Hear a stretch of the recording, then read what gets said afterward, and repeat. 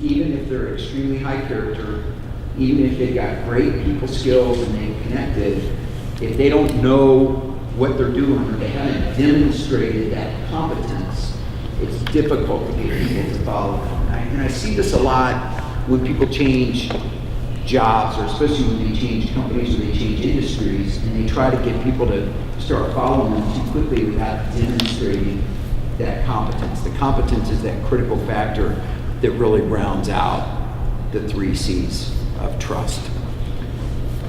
Okay, let me go to my next one about connection. But you talk about instilling trust. So to instill trust, I got the 3 C's I talked about: connection, character, and competence.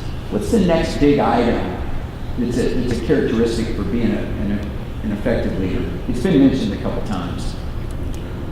Vision. Vision. Okay, a component of that. I call it navigating. We could spend a day on the topic of navigating. Navigating is probably the most fun topic to teach.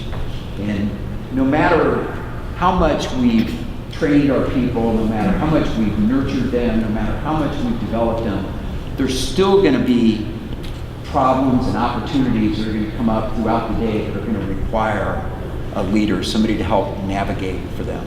You know, it's said that anybody can steer a ship, but it takes a navigator to chart the course. And so I've got 3 components to being a good navigator. Number 1 is a good navigator has a mission. And a mission gives our team its purpose, and it answers the question, why? Why are we doing what we're doing? It's the Steve Jobs, we're out to change the world. It's the bigger picture that's bigger than any of us. And I had lots of great quotes that came out of this whole concept when I was doing my interviews, but I want to share a couple of them that I think that were especially well versed that you might want to write down. I talked to a gentleman named Billy Cordell in the police department.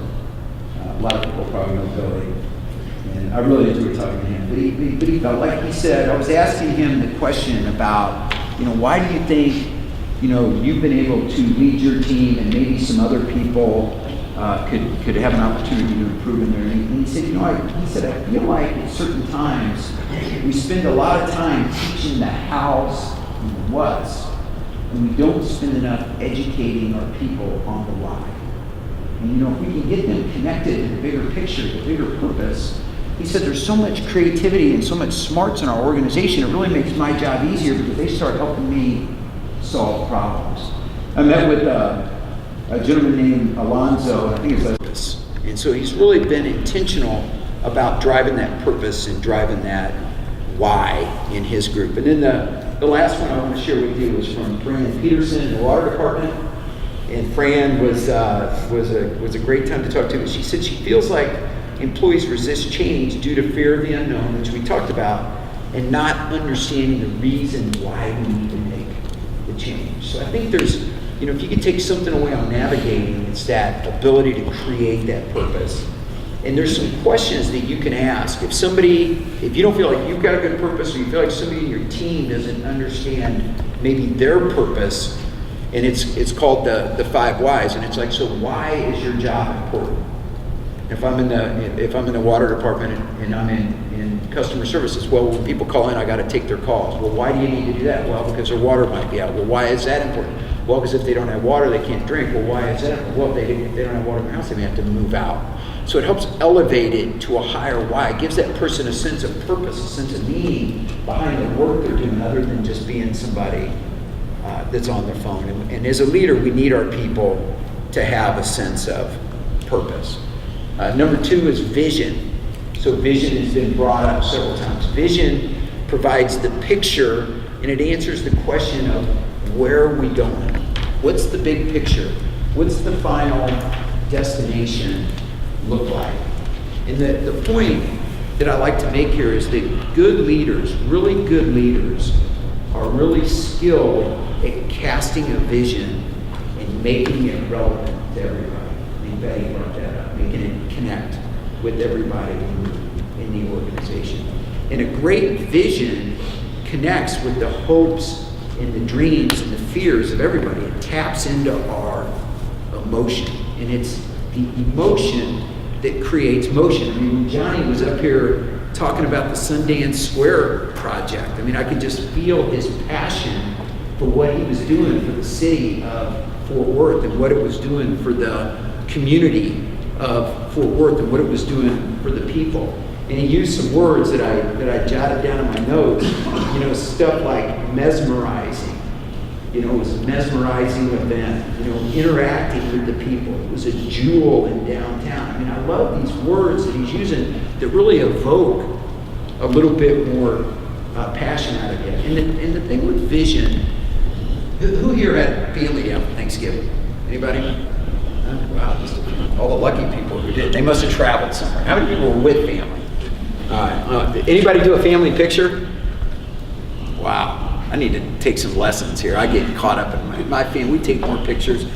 But what's funny is with the new digital cameras, right? You snap the picture, and what's the first thing you do? You turn it around, and what's the person you look for in the picture?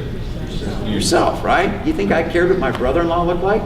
I was like, how'd I look, right? I really wasn't that worried about my wife even. It was like, did I look like a complete idiot in this picture?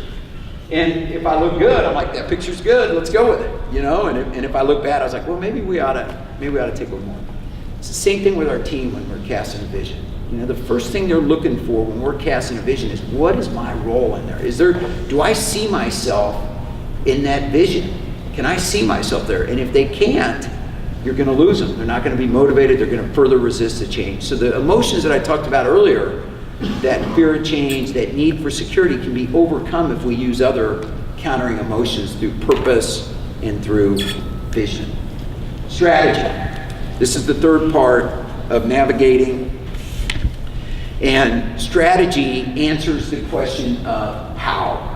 So, sounds great, I like where we're going, I love the purpose, but what do we need to do on a day in, day out basis to help get us to that goal?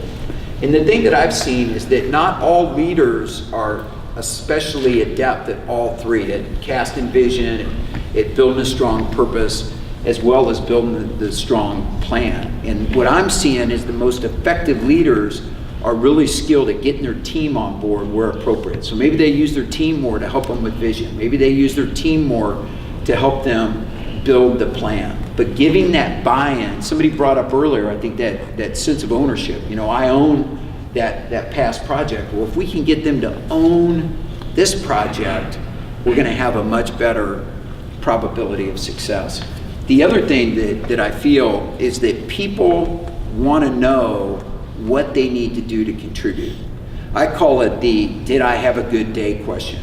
If I can tell you as my boss at the end of the day whether or not I had a good day, then I'm in control of my destiny. But if I don't know how I'm being measured, if I don't know what I'm responsible for, then I'm living a little bit in that fear and that uncertainty that we talked about. So a good operating plan or a good set of policies and procedures and metrics can help give that certainty to somebody and give them that comfort that they know how they're being measured. And the way to really have success in driving that home is to get them to buy in and help you create that.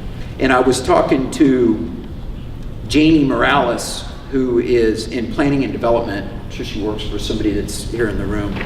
And she was unbelievable. I had more fun talking to her, but she talked about, you know, she's got people that are in the call center, and anybody that's worked with anybody in the call center, I've done a lot of consulting in that area. It's a difficult job. I mean, you're on the phones, you're not moving around a lot, and a lot of times the people that call you aren't calling to wish you a happy birthday or tell you how great they are. They're calling because they're unhappy with something. So it's a challenge to manage in that group. But she talked about how she gets her team involved in building the vision. And she said, we came up with a new vision statement. It says, helping people build the most livable city in Texas. So she's got that strong vision, that strong sense of purpose there.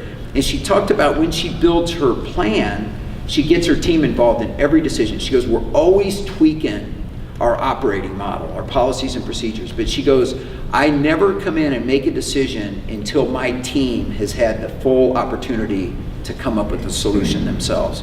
And she said most of the time they're successful. Most of the time they'll work amongst themselves. I might help facilitate the meeting, but they'll come up with the better way to run the plan. And she said every once in a while they'll get stuck, and then I'll have to come in as the leader and make the final decision. And she was telling me about this recent project that they have in place where there's something to do with the lunch shift, and the crowds are coming in, so they're having to change the shifting. Well, everybody wants the prime spot, as you could imagine, and so she's managing to do that. So she said, I gave my team 3 weeks to work through it, and finally I said, okay, here's what we're gonna do. I'm gonna put this plan in place. We're gonna run it for 3 months, and at the end of 3 months, we'll come back and revisit it. If it's not giving us what we look for, then I'll open it back up for further discussion. And I thought that's perfect. I mean, she's got her team tied with a strong mission, a strong vision. They know where we're going. They're bringing her great ideas. But when they run into a bump in the road and they can't come to consensus, she's not afraid to come in and make a decision, get something in place, and let's get moving forward and keep driving that change through the organization.